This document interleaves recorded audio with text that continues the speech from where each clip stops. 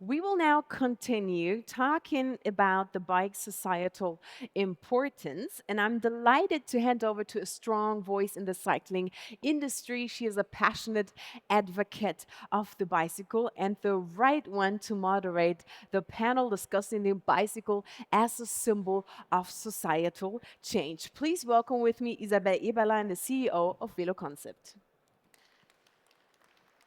Thank you, You're Tortinia. welcome. Thank you so much.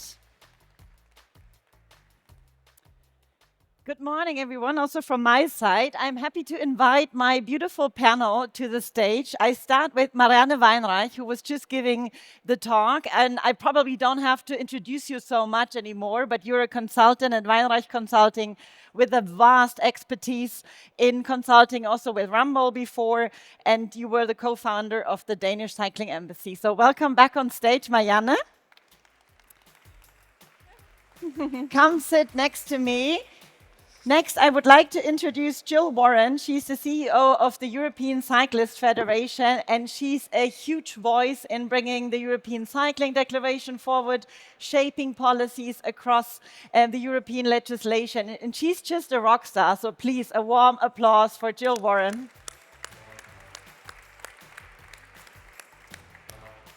And last, but definitely not least, we look beyond Europe. We look towards the United States, and we have also a second rock star coming, Jenn. She's the president and CEO of PeopleForBikes. So we have a massive panel here, and we already have heard from Marianne about shaping active mobility. What does it need? And to be frank, I am surprised that we still need to have this talk. And I want with you to look beyond, because we all know the world of advocacy, and some of us know the world of industry. And I want to use this time now to look at narratives and to look at strategies on how to bring the worlds of advocacy and the worlds of industry and municipalities together, but also to look at how do we really do it. And I was very much inspired with your talk, Marianne, because of course we want to shape active mobility for everyone. And I think that this is common sense here. But we are facing, and also you in Scandinavia, you in Denmark, you are facing a backlash. So what do we do as an industry, and what do we do to work together to make sure that cycling is maybe an apolitical issue and to help us promote cycling? Yes, it's true that cycling, even though we are still at a high level, outside of Copenhagen and the bigger cities in Denmark, cycling is decreasing. Yes, Danes also drive cars and a lot. So we also need to change that and get people back to cycling. And when it comes to the means, in Denmark, we have done so much to make cycling safe and easy with infrastructure and with promotion. And now it is also time to look at the competition, because it's super easy to drive, and that's where the problems start.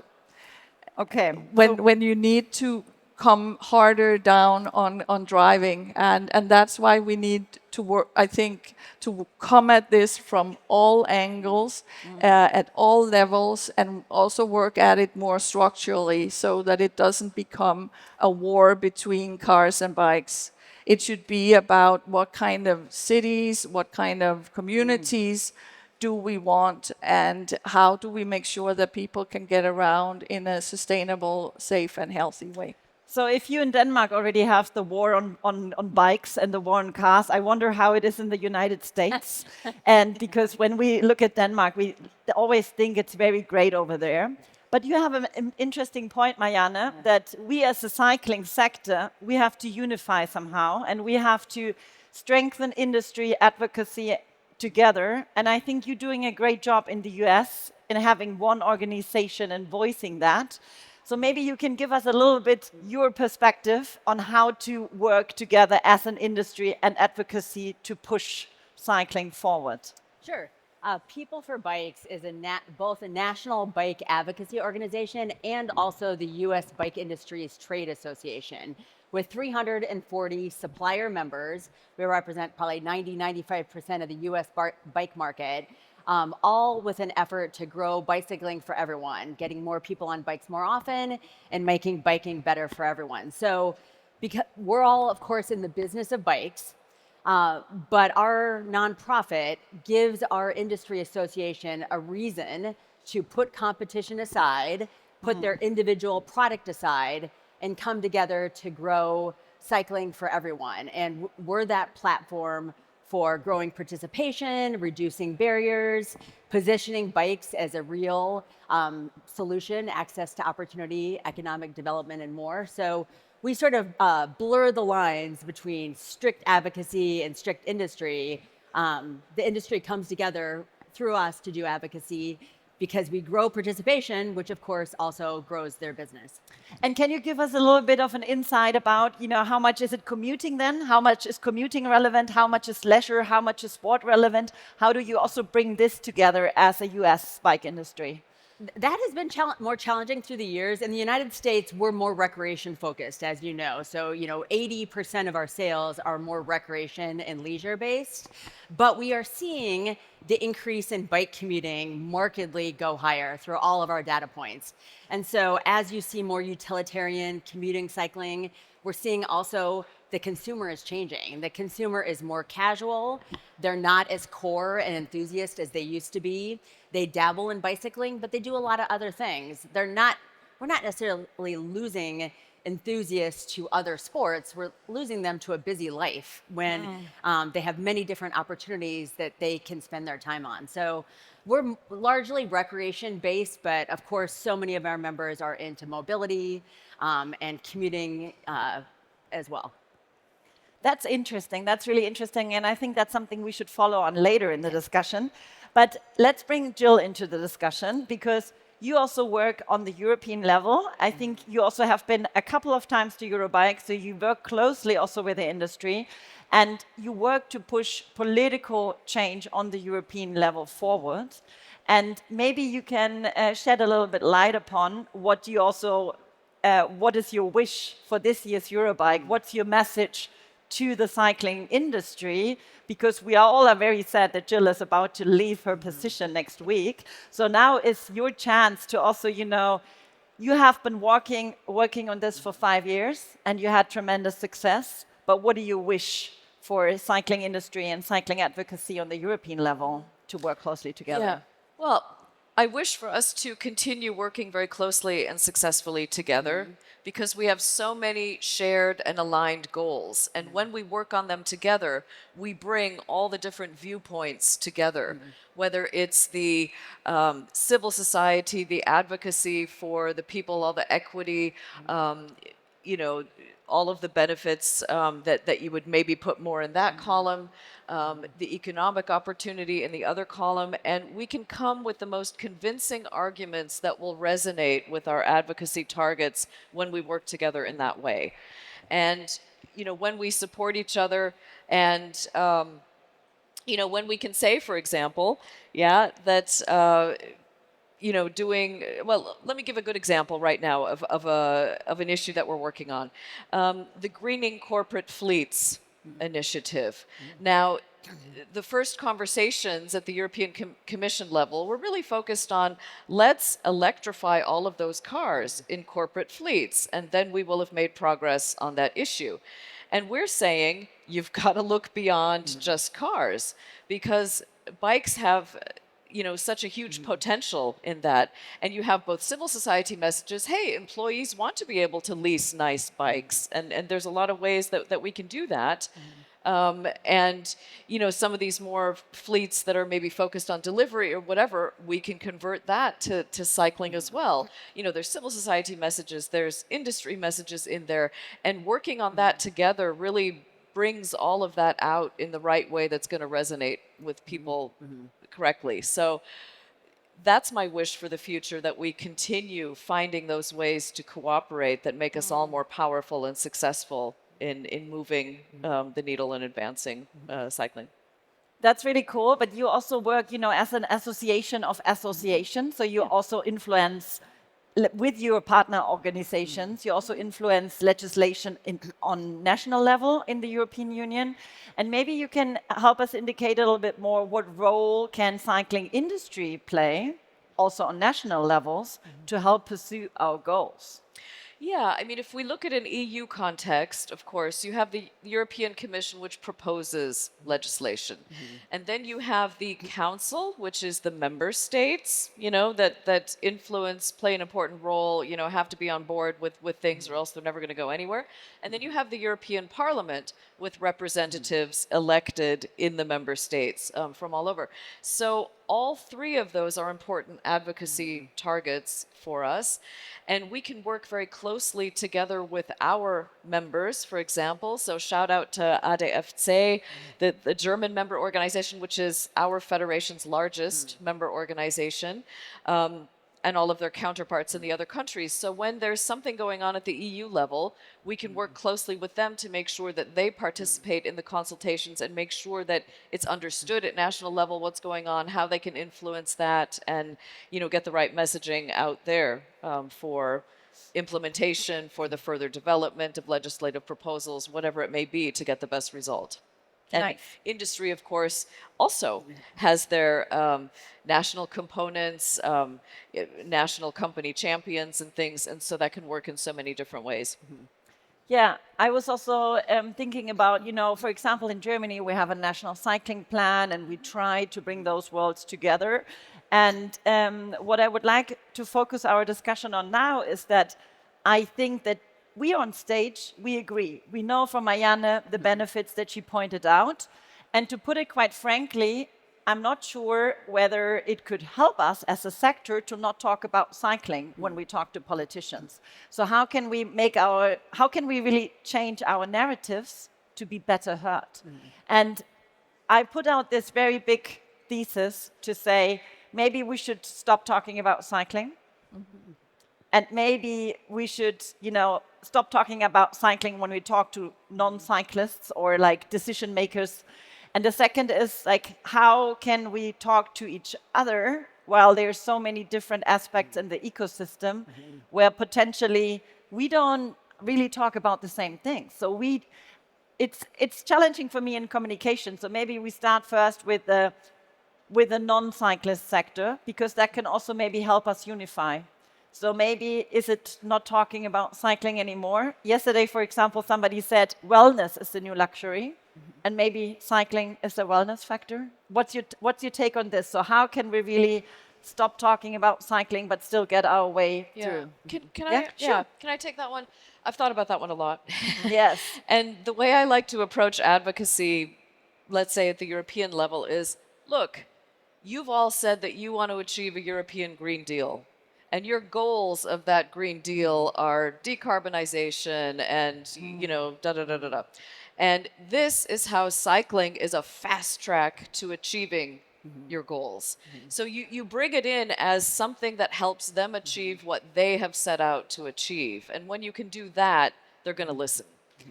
So instead of starting with, we need more cycling, it's,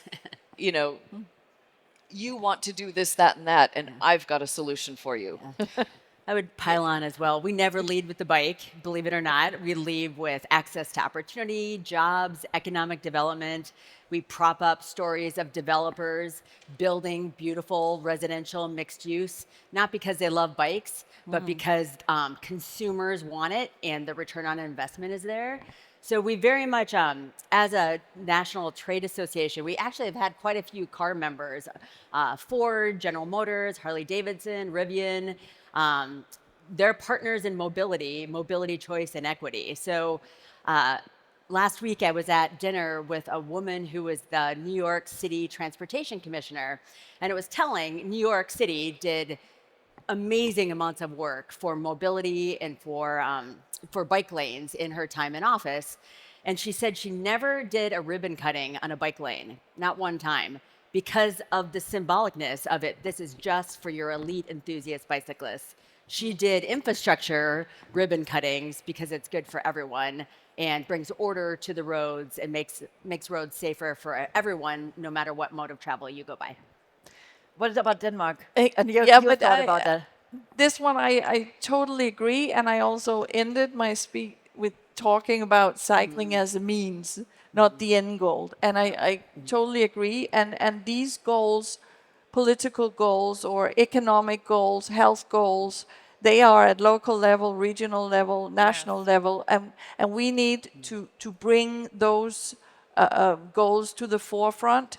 And because cycling is like a Swiss Army knife. It can, no matter what sector, basically, there's something with cycling, if it's health or transportation or economy, job creation, there's something cycling in it if we look for it. So always go with the arguments that can that are already speaking to the people we are talking to, and then unify. And right now, for instance, in Denmark, the Cycling Embassy of Denmark that is also reshaping and focusing even more on getting the ecosystem in a cycling industry together, because it's also a fragmented sector with a lot of small players. There are, and also especially in the US and in Asia, big players. But for instance, in Denmark, it's a lot of small players. So unified, we are much stronger. So I think there's two important points on it. And the one is we have to, look outward where the Swiss Army knife can be a good tool. And of course, in advocacy, we already use it. But maybe what can we bring to, the industry here that, for example, stays in very small towns? I can only tell from Germany, they usually produce not in the big cities. They are in very small towns, and they could have a leverage there to promote either leisure cycling, everyday commuting, whatever. And I really wonder, what can we do on the European and on the national level? It's somehow clear, but what can an individual company, for example, do to leverage? That's one thing. And then, because we have to also, reach other people. And I think we can do this, but we have to somehow go outward in different direction, and on the other hand, unify. And I think that is a super challenge when you have a mountain biker and different target groups and different stakeholders in this game. So do you have a take on that? So how do we use maybe the Swiss Army knives in our community? If I should just start, I think also looking now here in these halls of the products and how different they are starting to look. Last time I was at EUROBIKE was in Friedrichshafen many years ago, and a lot of the bicycles, sorry to say, look the same. Yeah. And now diversity is also coming to the bicycle sector, and understanding that different people have different needs, and there's a economic potential in unlocking and understanding what those needs are, to understanding different groups and how they relate to cycling. If it is the tech nerd, or if it's the woman with a child, or the elderly who wants recreational cycling, understanding that and then creating service offerings that match. I think the industry can really unlock even more potential there.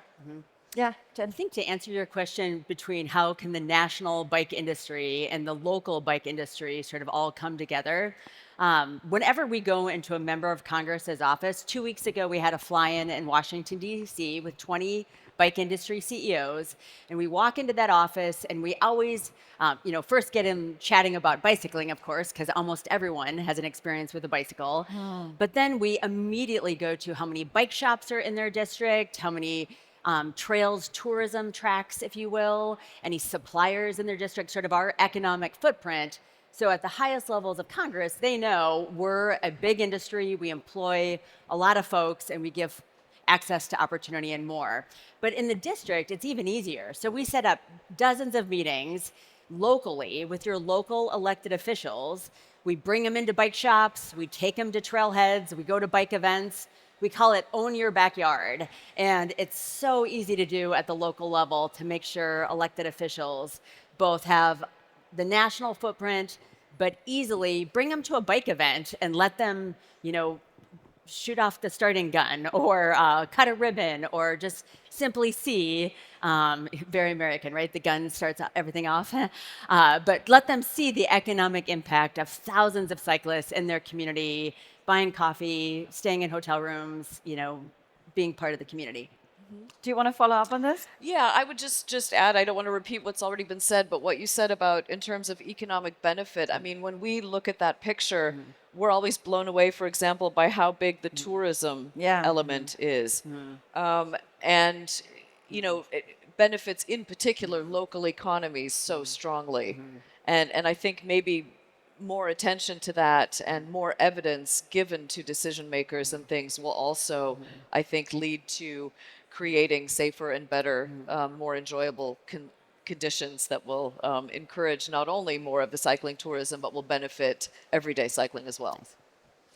Yeah, and to that, data, numbers, know your numbers. That's an industry thing, but it's definitely also an advocacy thing. And I think both the industry and ECF, you've been really, really good at getting the numbers and showing the numbers that this is not just a niche sector. This is really an industry that can provide also big numbers when it comes to economy and jobs, and also goes beyond that. Yeah, and so much more potential. Yes. And illustrating the potential. Yes, exactly. I mean, I think we have a really great potential because we have all the things on our side, and I still wonder why is it difficult for us to break through? I mean, we make developments as an industry. We were also facing some difficulties in the industry, and I think also some companies were thinking like, do I still invest in PeopleForBikes membership? Do I still invest here and there? Because I really have to cut my budgets now. And it's a crucial time, and especially when, the sector is also financially and economically struggling, which we're hopefully on the rise here, and we can also show. I think we really have to, target what is really a good leverage for us. And there was two interesting numbers yesterday. And one was that, or one big learning from Leaders' Night yesterday for me is that we are a diverse ecosystem with different needs.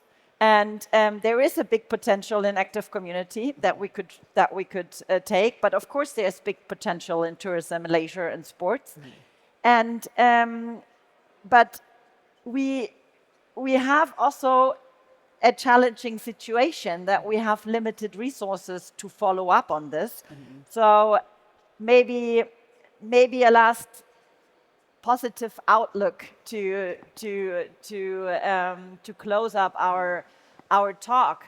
I mean, maybe you can give an example from your work and something that makes you hopeful, and that is an area that you see a lot of potential unlocking. And maybe I start with you, Jenn, right ahead. Sure. To answer your question about times are tough right now, and people are making choices, we often say if the bike industry doesn't show up, if you're not at the table, you are on the menu. And we have to speak for our industry to make sure we have the best opportunities for our business, our products, participation, and more.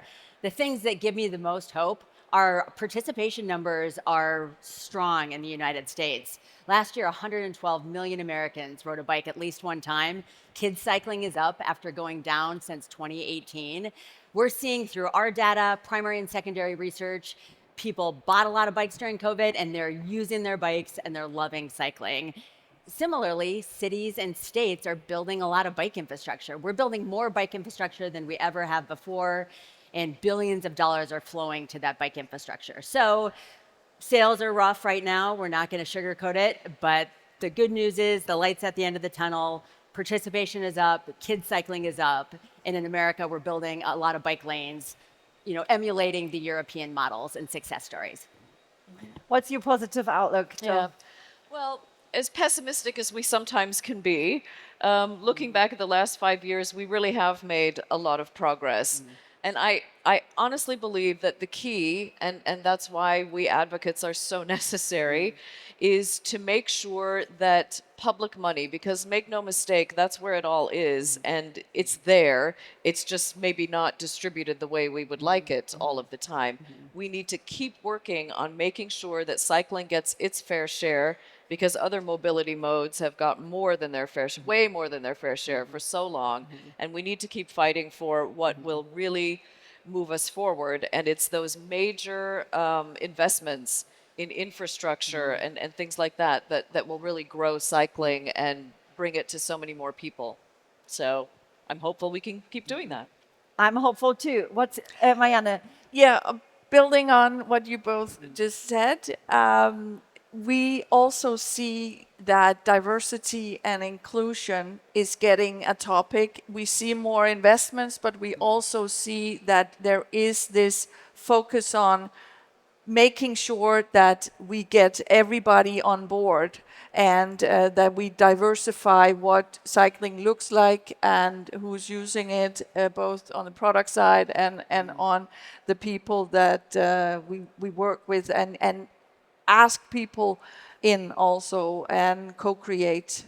I think we've, coming out of COVID, that was a trend that was positive. Yeah, it was also very interesting yesterday. It was a lot about post-COVID numbers and how that really shook up our industry, but it shook up also cycling. We almost are out of time, but you want to say something? I do. I don't want to miss this opportunity. Isabell said it before, but I'd love for us all to give Jill Warren a round of applause. Yes. For the amazing contribution she made to the bike industry and growing participation all across Europe. With her retirement, we just want to celebrate Jill one more time. Yes, thank you. We have to, we have to.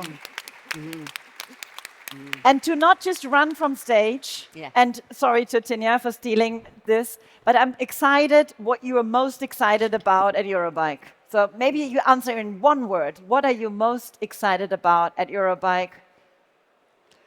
The award later, The because award? I was part of the jury. Jill, what are you most excited about? Being with my people who are so passionate about cycling, all of you. That was not one word. Sorry.